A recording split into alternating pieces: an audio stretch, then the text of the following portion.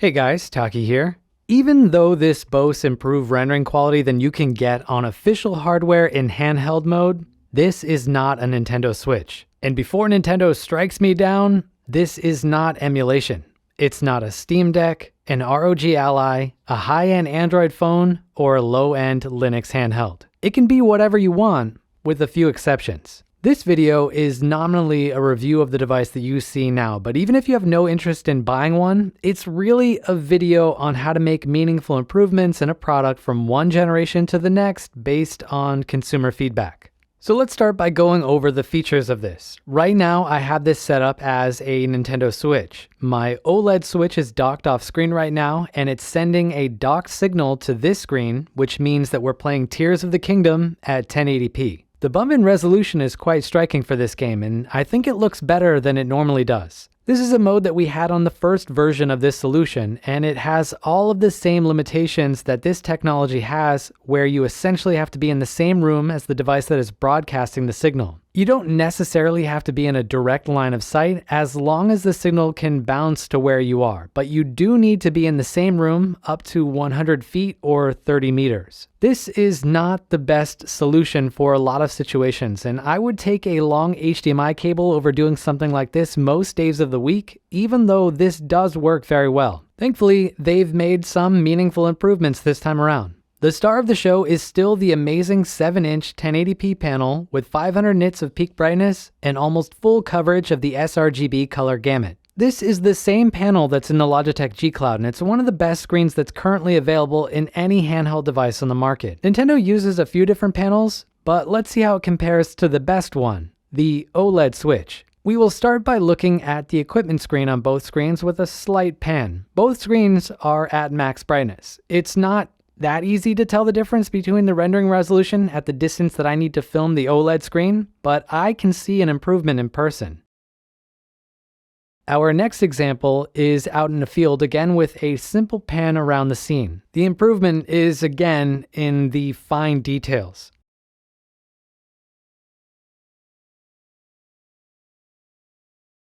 Now is also a good time to talk about a couple of the improvements in this revision. Starting with the top, we have a power button, a menu button, volume up and down, a headphone jack, and an LED indicator light.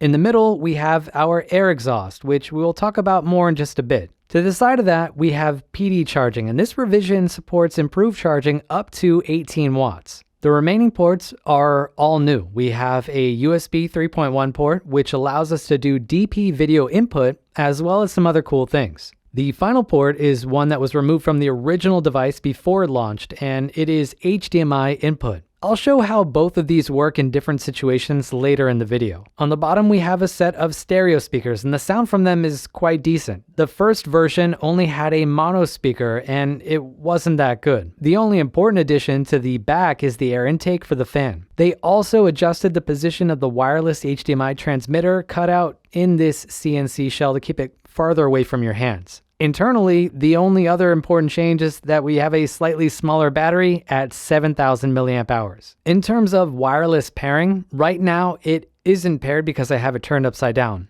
After a couple of seconds, it will pick up the connection, and it should hold that connection until something either gets in the way or you turn off the signal source. This pairing can be faster or slower depending on your room setup, but you have to understand that this receiver is now pointing down on my table, so this is the worst possible situation that this could be in because the receiver in the back is not in the direct line of sight of this transmitter. Even with that, it can still pair. Now that the connection is back, we can talk about another change that is hidden right now. This revision now has the ability to charge connected Joy-Con controllers with a revision to the side rail. If I remove the controller, there's a small PCB connector down in the corner that allows the battery in the screen to charge the connected controllers, and this is a much better situation than the first screen. This means that you would essentially never need to remove the controllers that you have connected for any reason. These now work just like they do on a Switch, with one minor exception that we'll talk about more at the end of the video. There are a few important software things that we can now go over while we're here. To get into the software, you can just press the menu button on the top to open up a floating menu on the right side, or we can swipe down with 2 fingers on the right side of the screen. Here you're going to find brightness and volume controls, but the new thing that we have is full control over the new fan. This fan is not technically needed on this because we do have a big metal shell, but the HDMI receiver can get pretty warm when you aren't in a tethered situation, so this fan does help things, and I find that a setting of 15 or so is able to keep things feeling normal. At this level, the fan is more or less equal to the fan in the Switch in terms of noise. This is also where you would enable or disable the wireless HDMI connection. I've been using this tethered more than anything else, and I find that I can get 6 to 7 hours of battery life while charging the controllers with an HDMI cable, so it's not that bad. The battery also recharges super quick. If you like to tinker, there is also a lot of customization that you can do to the screen in terms of color temperature, saturation, and individual color balances. I like how the screen looks by default, but this is a nice option if you want a warmer screen than stock. But that's basically all there is in terms of software. The only other improvement that we did not touch on is the change in the bezels. If we compare this to the original screen on the bottom, you can see that the entire shell was much bigger with very large bezels around the entire screen. Our new revision is just a tad smaller than the OLED Switch with slightly smaller bezels on the left and the right.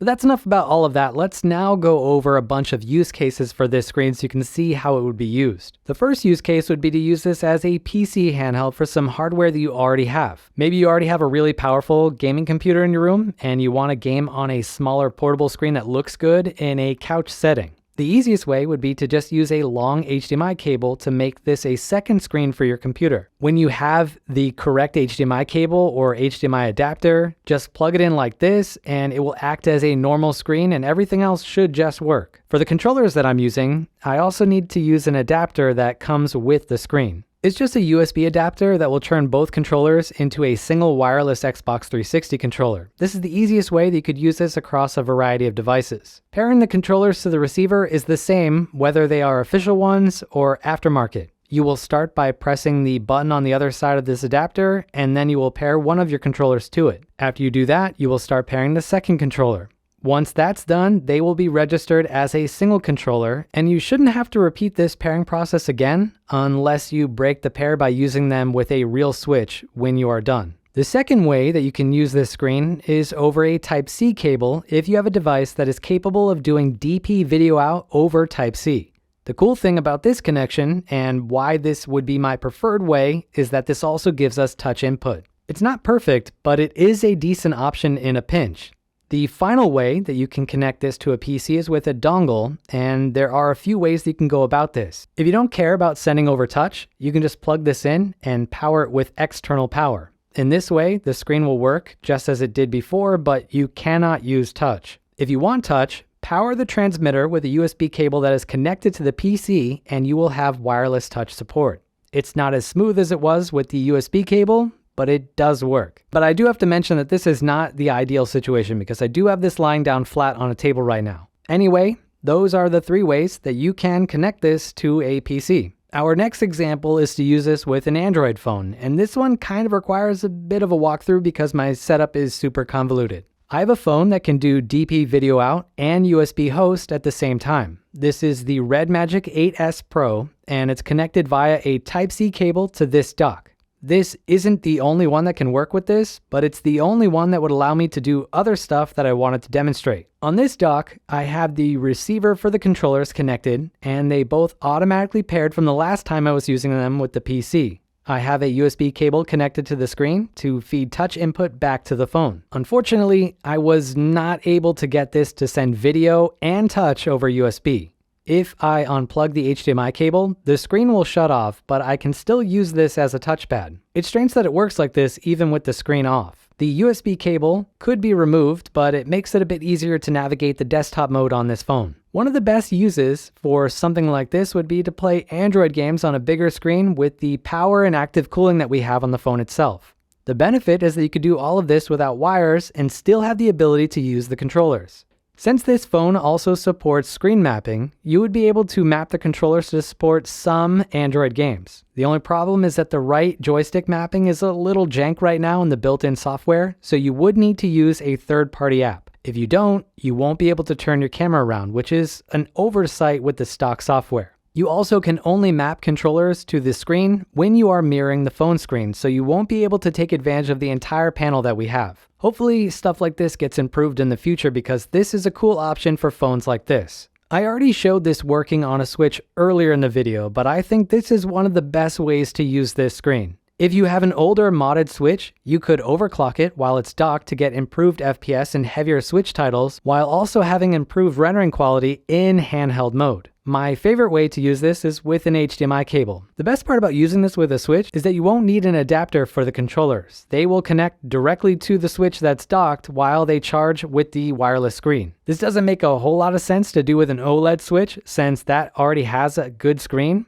but it's still a cool option. If this screen was cheaper and you could source broken Switches for cheap where you live, this would make for a killer combination. Where I will probably use this the most on this channel is with SBCs. Screens like this are incredibly useful for testing and filming, even without the controller support. I use the first generation of this screen for stuff like this, but this new one is a way better option because I don't need to worry about powering a receiver or anything like that. I just need to connect an HDMI cable and I'm good to go. But let's wrap this video up with my pros and cons. On the pro side, there are a bunch of things that I like about this new revision. The added support for HDMI and DP video input is a killer addition that makes this a much better product than the first version. I also like that this has stereo speakers. It didn't make a lot of sense that V1 only had a mono speaker for the asking price. The faster charging is nice to see, as is the control that we now have over the new fan. Finally, the reduction in weight and the smaller bezels are a welcome improvement. When it comes to cons, there are a few things that could be better. The first one might seem minor, but I feel like this should have a built-in stand of some kind that is at least comparable to the OLED Switch since they try to base their design on that device. In handheld settings, this doesn't matter that much, but it would make this easier to use as a portable monitor in other settings. I also wish that the controllers would turn into a single controller when connected to the screen without the need for another adapter. This connection could then be sent over the Type-C cable or wirelessly like the current touch support implementation. But the most important con is going to be the price. This thing is super expensive, which puts it out of reach of most people, even if they were interested in this concept. I think if this thing was less than $200, even without the wireless HDMI feature, this would be a completely different discussion than it is right now. At $350, I don't know how many people are going to be interested in forking over money to get this. Even though I like this screen and I can use it as a filmmaking tool, that's a hard ask. I've been using a variety of screens like this over the last year, but none of them are as good as this, and they each have trade-offs. This one has a built-in battery, but the screen isn't centered. And this one doesn't have a battery, so you would need to use 2 cables to get it off the ground. But yeah, keep an eye out on the price to see if it ever does go down. If you enjoyed this video and you want to see another, take a look at a video that I did on the first version of this screen with a mini PC. Happy gaming, everyone. Taki out.